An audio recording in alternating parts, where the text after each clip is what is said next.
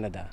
Vancouver realtor Andrew Hasman says Canadians continue to feel bullish about buying. And even though we've had a rocky run the last few weeks with all the equity markets, the phone calls for real estate still seem to be coming in, and we're active. We're showing properties.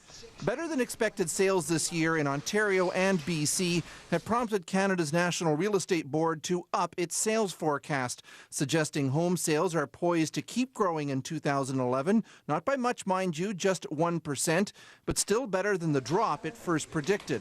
Interest rates are expected to remain low at housing-friendly levels, and further expected economic growth is expected. So the Canadian housing market is expected to remain an oasis of stability compared to financial markets.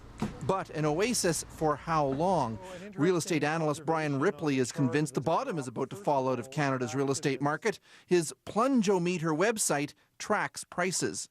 Most markets in Canada actually have either stalled at a top or have actually reverse trend, and I think it's following the same path that all the other real estate markets all over the globe have followed over the last 5 years. The Canadian Real Estate Association has a much healthier view of the market fundamentals.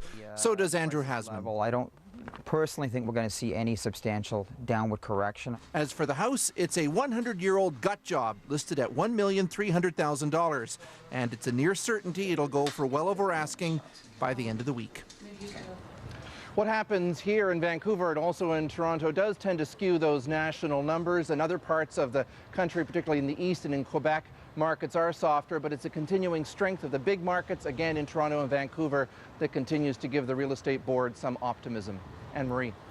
Chris, what role do foreign investors play in the strength of the housing market?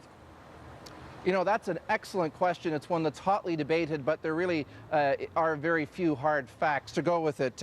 We know that in some parts of the west side of Vancouver, in some neighborhoods, it really is mostly Asian buyers, but are they foreign investors or are they immigrants? The anecdotal evidence seems to suggest it's mostly wealthy immigrants who are buying, people who intend to buy and continue to live here. Anne-Marie. Thank you, Chris.